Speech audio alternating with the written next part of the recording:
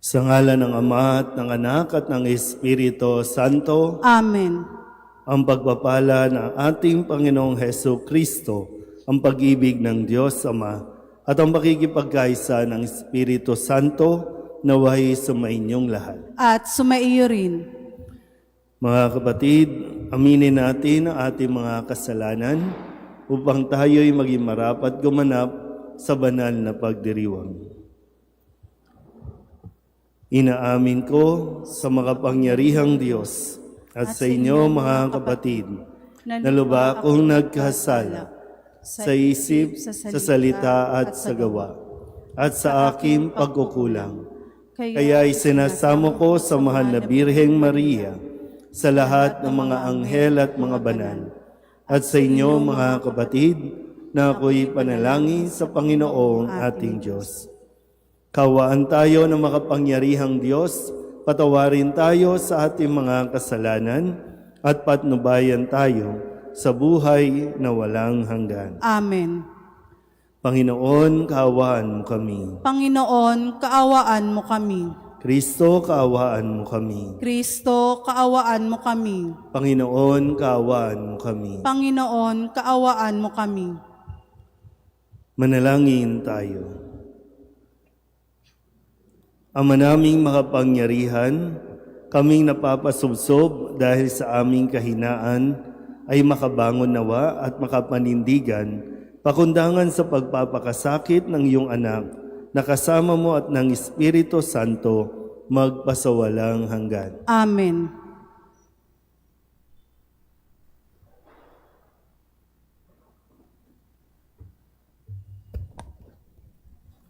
Pagbasa mula sa aklat ni Propeta Isaías. Ito ang lingkod ko na aking itataas, na aking pinili at kinalulugdan. Ibubuhos ko sa kanya ang aking espiritu, at sa mga bansa ay siya ang magpapairal ng katarungan. Mahinahon at banayad kung siya'y magsalita, ni hindi magtataas ng kanyang tinig. Ang marupok na tamboy hindi niya babaliin. Ilaw na aandap-andap di niya papatayin. At ang katarungan ay paiiralin. Di siya mawawalan ng pag-asa ni masisiraan ng loob.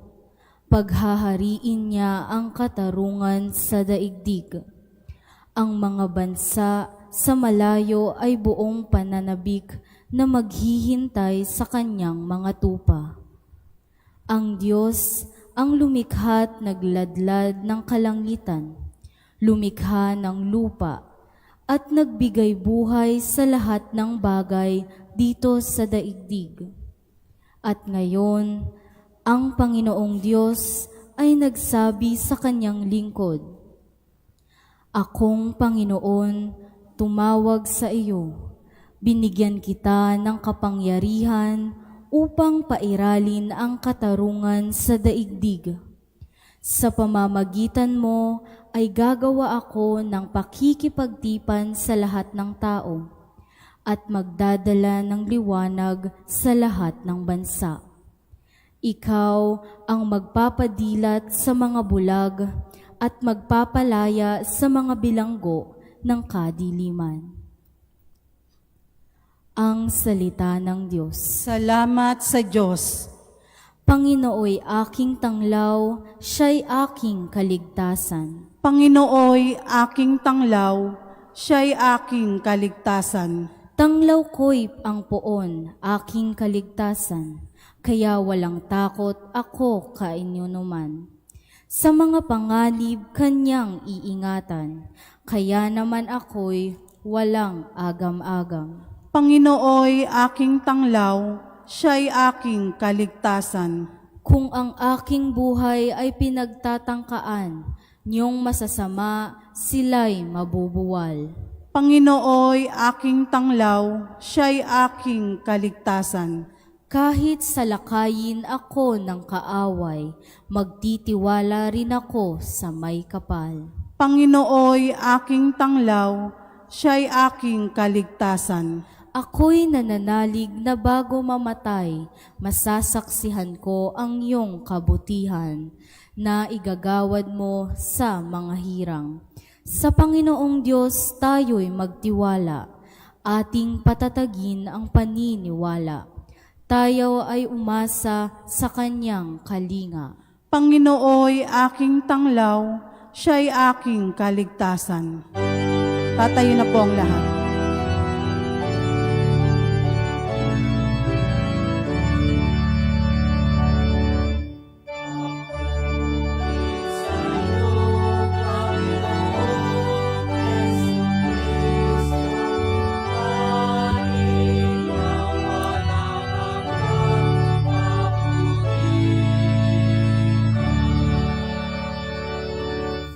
Nagpupuri kami sa iyo, Hari naming Heso Kristo.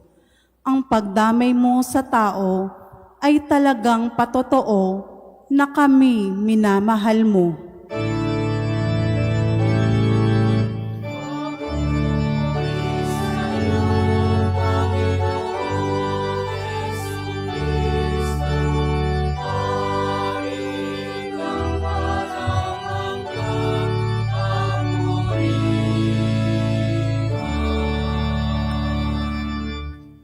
Sumainyo ang Panginoon. At sumaiyo rin.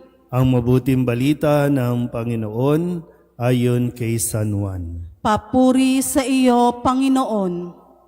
6 na araw bago magpaskwa, si Jesus ay dumating sa Betanya, sa bayan ni Lazaro na kanyang muling binuhay. Ipinaghanda siya roon ng hapunan. Naglingkod si Marta at si Lazaro'y isa sa mga kasalo ni Jesus. Kumuha si Maria ng mamahaling pabango, 1 libra ng dalisay na nardo at ibinuhos sa mga paa ni Jesus. Pagkatapos, pinunasan ng kanyang buhok at humalimuyak sa buong bahay ang pabango. Si Judas Iscariote, ang alagad na magkakanulo kay Jesus, ay nagsabi, "Bakit hindi ipinagbili ang pabango at ibinigay sa mga dukha ang pinagbilhan? Maaaring umabot sa 300 denaryo ang halaga niyan." Hindi dahil sa siya'y may malasakit sa mga dukha, kaya niya sinabi iyon, kundi dahil sa siya'y magnanakaw. Siya ang nag-iingat ng kanilang salapi at kinukupit niya ito.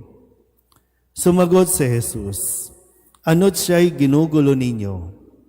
Pabayaan ninyong ilaan niya ito para sa paglilibing sa akin. Habang panahoy, kasama ninyo ang mga dukha, ngunit ako'y hindi ninyo kasama sa habang panahon." Nabalitaan ng maraming Hudyo na si Jesus ay nasa Betanya, kaya't pumaroon sila, hindi lamang dahil sa kanya, kundi para makita si Lazaro na kanyang muling binuhay. Kaya't binalak ng mga punong saserdote na ipapatay rin si Lazaro, sapagkat dahil sa kanya'y maraming Hudyo ang umihiwalay na sa kanila at nananalig kay Jesus. Ang mabuting balita ng Panginoon. Pinupuri ka namin, Panginoong Heso Kristo. Ngayon po ay Lunes Santo. Tinatawag nating Semana Santa at ang tawag din natin mga mahal na araw. Mahal, no? Sabihin nyo nga, mahal. So, ikaw ba ay galante o kuripot? Kasi kapag kuripot, laging titingnan yung presyo, di ba, no? Pero kung galante, saka na yung presyo. Maganda ba? Okay ba yung quality? Wag nagustuhan mo, kahit mahal, sige, tuloy. Kaya no, pinagninilayan natin at muli pinapaalala sa atin, mahal ang mga araw na ito. Makikita din natin yan sa ating sa Ebanghelyo. Biruin nyo, gumamit si Maria ng napakamahal na pabango.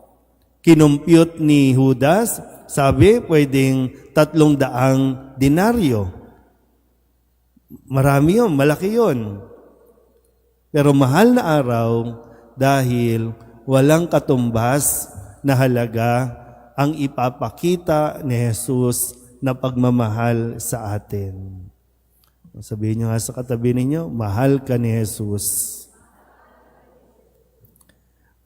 At narinig natin, sabi 6 na araw bago ang Pasko. 6 na araw bago ang Pasko. At anong mangyayari? Pagdating ng Biyernes Santo, mamamatay si Jesus. So, ilang araw na lang, mamamatay na si Jesus. Kung kaya, yung pagkilos ni Maria, dapat nating matutunan yung aral na ibinibigay dito. Kaya nga mahal na araw, kailan mo ibibigay yung mahalaga at mahal sa mga taong mahal mo din. Kaya minsan po, kapag meron tayong mga burol, di ba, no? Napapansin niyo ba? Kapag mayroong mga burol, di ba, parang ang garbo-garbo. Ang dami-daming bulaklak, di ba? Iba't iba pa yan. May mga hugis pa yan.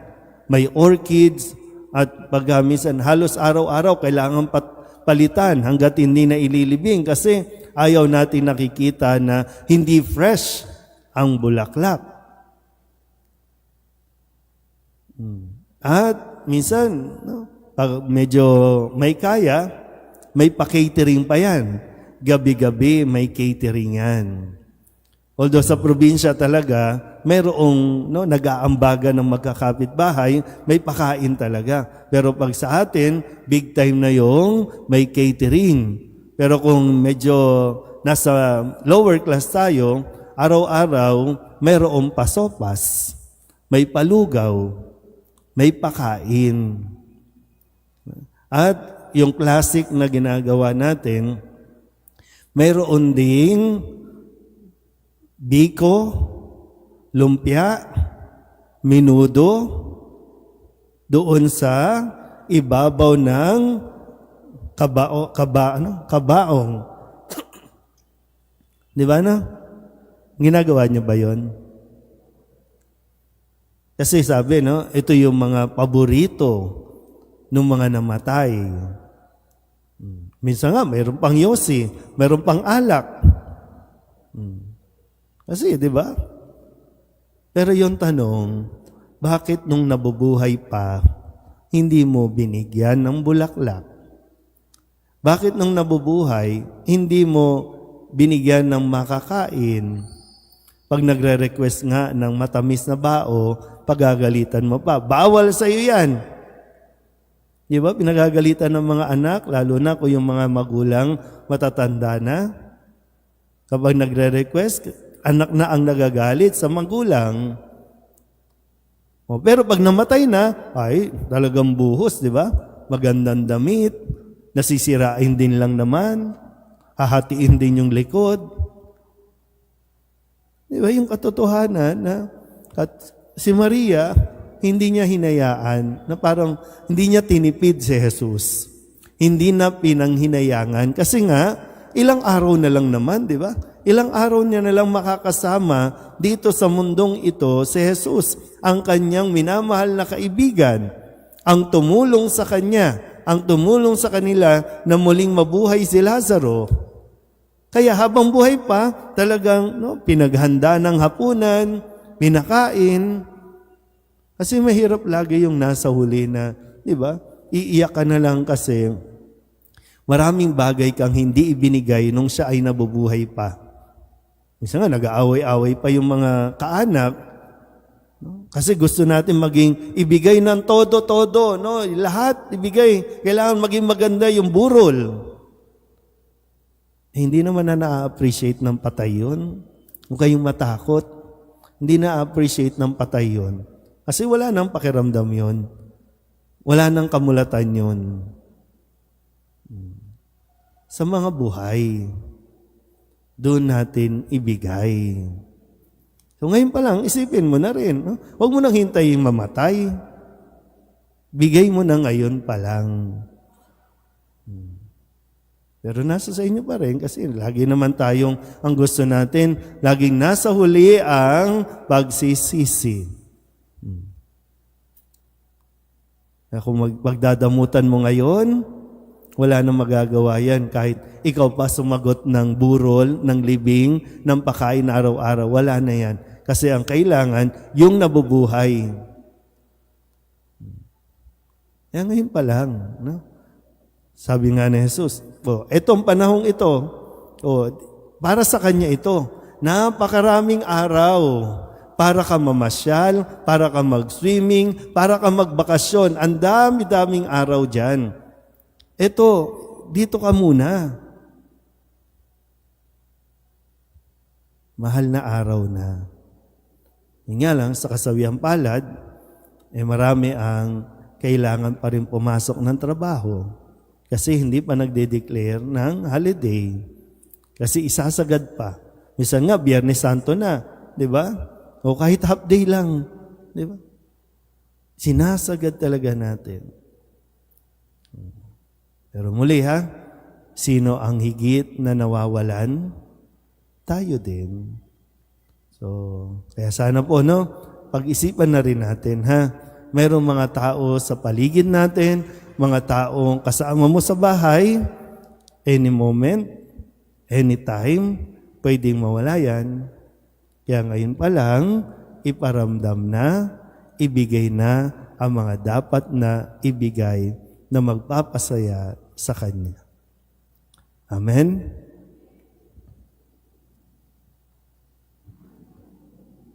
Magsitayo ang lahat. Sa kabutihang loob na Jesus, inaanyayahan tayo na lumapit sa Kanya ng buong pagpapakumbaba para sa kapatawaran ng ating mga kasalanan. Nakatitiyak tayo sa Kanyang habag, kaya't idulog natin sa Kanya ang ating mga kahilingan, ang ating itutugon. Mahabaging tagapagligtas, basbasan mo kami. Mahabaging tagapagligtas, basbasan mo kami.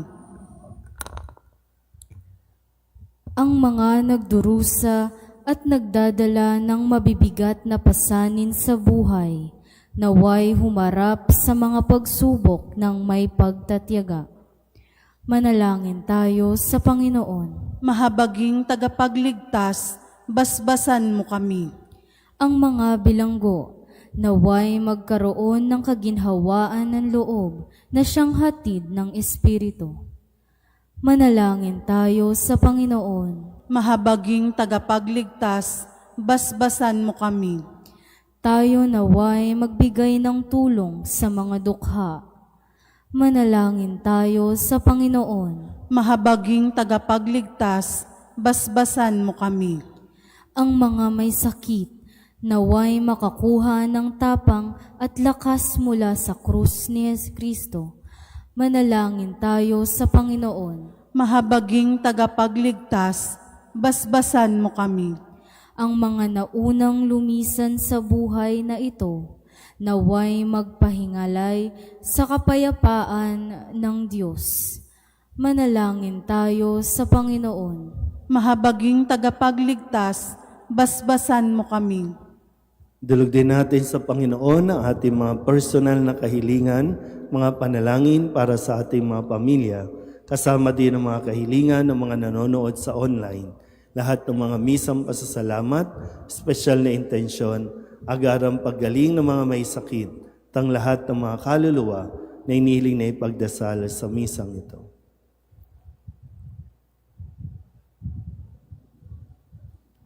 Ang lahat ng ito hiniling namin sa ngalan ni Kristo ang aming Panginoon. Amen. Ito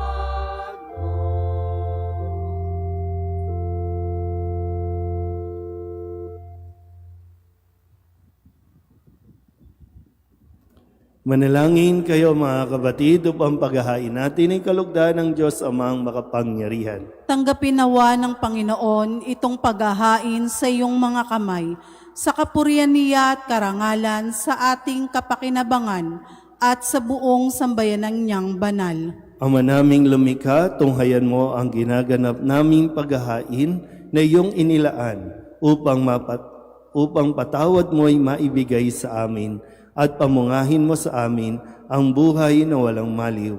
Sa pamamagitan ni Jesucristo, kasama ng Espiritu Santo, magpasawalang hanggan. Amen. Sumainyo ang Panginoon. At sumaiyo rin. Itaas sa Diyos ang inyong puso at diwa. Itinaas na namin sa Panginoon.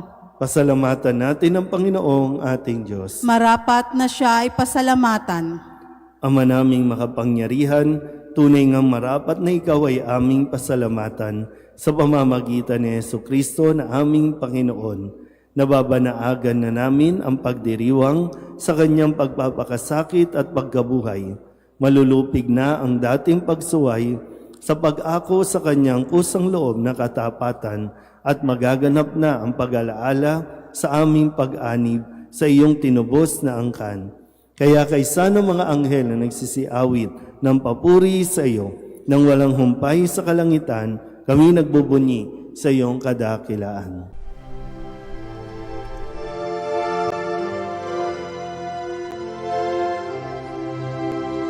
Santo, Santo, Santo, Panginoong Diyos makapangyarihan, napupuno ang langit at lupa ng kalwalhatian mo.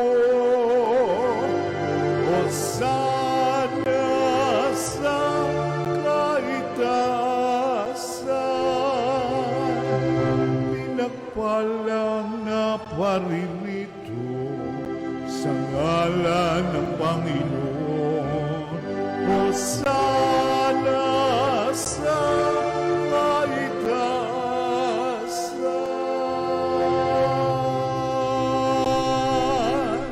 Ama naming banal, ikaw ang bukal ng tanang kabanalan. Kaya't sa pamamagitan ng iyong Espiritu, gawin mong banal ang kaloob na ito upang para sa aming maging katawan at dugo ng aming Panginoong Jesucristo. Bago niya pinagtiis ang kusang loob na maging handog, hinawakan niya ang tinapay, pinasalamatan kaniya, pinaghati-hati niya iyon, iniabot sa kanyang mga alagad at sinabi, "Tanggapin ninyong lahat ito at kanin, ito ang aking katawan na ihahandog para sa inyo."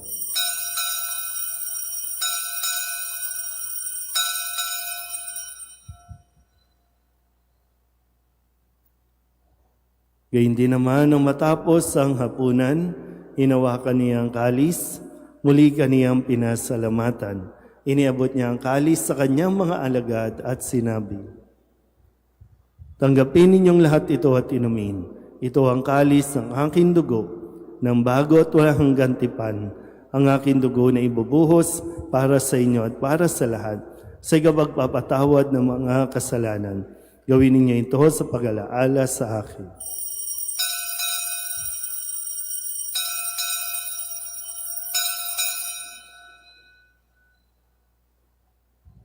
Ipagbunyi natin ang misteryo ng pananampalataya. Si Kristo'y namatay, si Kristo'y nabuhay, si Kristo'y babalik sa wakas ng panahon. Ama, ginagawa namin ngayon ang pag-alaala sa pagkamatay at muling pagkabuhay ng iyong anak, kaya tiniaalay namin sa iyo ang tinapay na nagbibigay buhay at ang kalis na nagkakaloob ng kaligtasan. Kami nagpapasalamat dahil kami iyong minarapat na tumayo sa harap mo para maglingkod sa iyo. Isinasamo namin kami magsasalo-salo sa katawan at dugo ni Kristo ay mabuklod sa pagkakaisa sa pamamagitan ng Espiritu Santo. Ama, lingapin mo ang iyong simbahang laganap sa buong daigdig. Huspusin mo kami sa pag-ibig kay San Leon na aming Papa at ni Jose na aming Obispo at ng Tanang Kaparian. Alalahanin mo rin ang mga kapatid naming nahimlay na may pag-asang sila'y muling mabubuhay, gayon din ang lahat ng mga pumanaw. Kawaan mo sila at patuloyin sa iyong kaliwanagan. Kawaan mo at pagindapating kaming lahat na makasalo sa iyong buhay na walang wakas.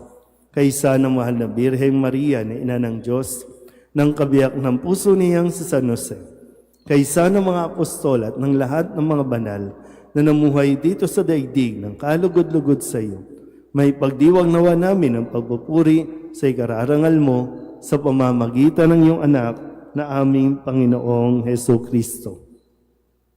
Sa pamamagitan ni Kristo, kasama niya at sa Kanya, ang lahat ng parangal at papuri ay sa iyo, Diyos Amang makapangyarihan, kasama ng Espiritu Santo, magpasawalang hanggan.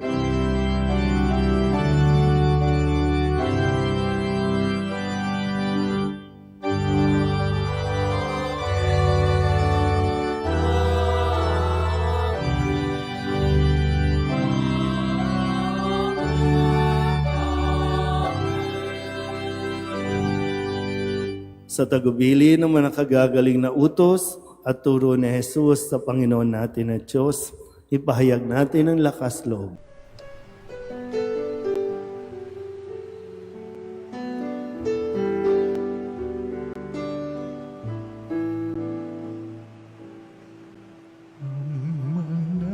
namin sumasalang ka, sambahin ang ngalan mo, mapasa amin ang kaharian mo, sundin ang loob mo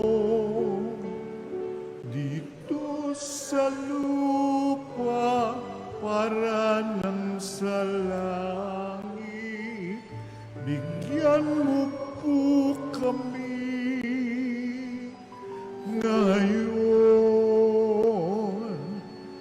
ng aming kakanin sa araw-araw at patawarin mo kami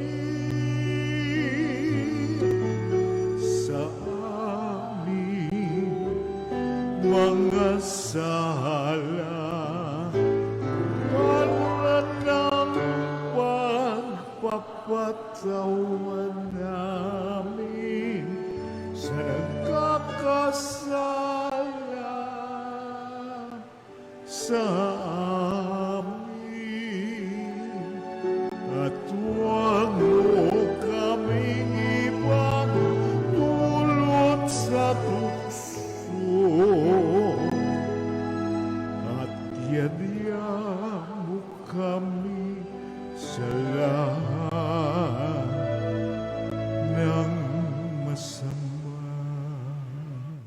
Inihiling namin kami iadya sa lahat ng masama, pagkalooban ng kapayapaan araw-araw, iligtas sa kasalanan at ilayo sa lahat ng kapahamakan, samantalang aming pinananabikan ang dakilang araw ng pagpapahayag ng tagapagligtas naming sa Heso Kristo. Sapagkat iyo ang kaharian at ang kapangyarihan at ang kapurihan magpakailanman. Amen. Panginoong Heso Kristo, sinabi mo sa iyong mga apostol, kapayapaan ang iniiwan ko sa inyo, ang aking kapayapaan ang binibigay ko sa inyo.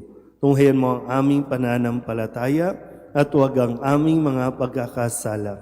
Pagkalooban mo kami ng kapayapaan at pagkakaisa ayon sa iyong kalooban, kasama ng Espiritu Santo, magpasawalang hanggan. Amen. Ang kapayapaan ng Panginoon ay laging sumainyo. At sumainyo rin. Magbigayan po tayo ng kapayapaan sa isa't isa.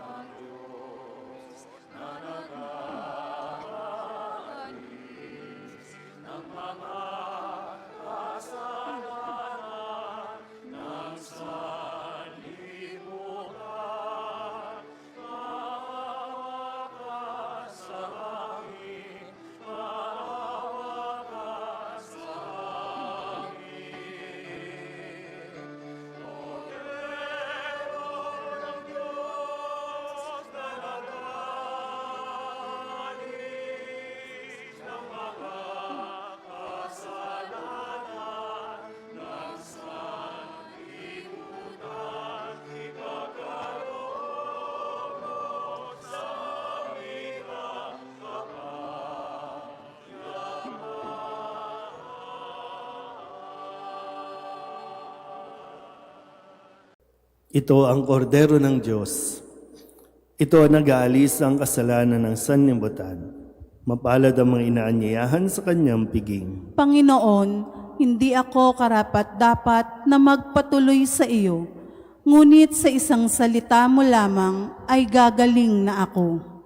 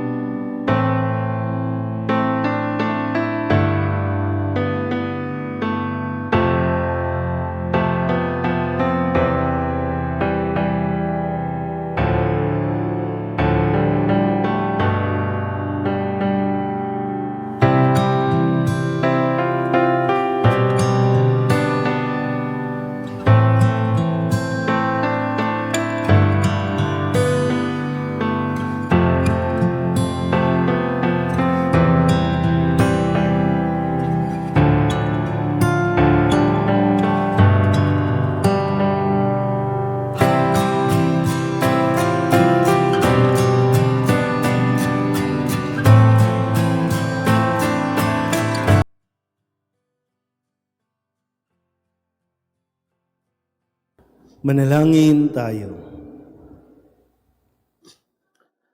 Ama naming mapagmahal, dalawin mo ang iyong sambayanan at tunghayan mo ang aming kaloobang nakalaan upang ang mga misteryo ng hapis at luwalhati ay ipagdiwang ang tinanggap naming kagalingan sa banal na pakikinabang na pinagsaluhan namin mula sa iyong mapagpalang kamay at pamalagiin mo sa amin pakundangan sa iyong patnubay sa pamamagitan ni Jesucristo kasama ng Espiritu Santo magpasawalang hanggan. Amen. Sumainyo ang Panginoon At sumaiyo rin. at pagpalain kayo ng makapangyarihang Diyos, Ama at Anak at Espiritu Santo. Amen. Tapos sa banal na misa, humayo tayo sa kapayapaan ni Kristo. Salamat sa Diyos.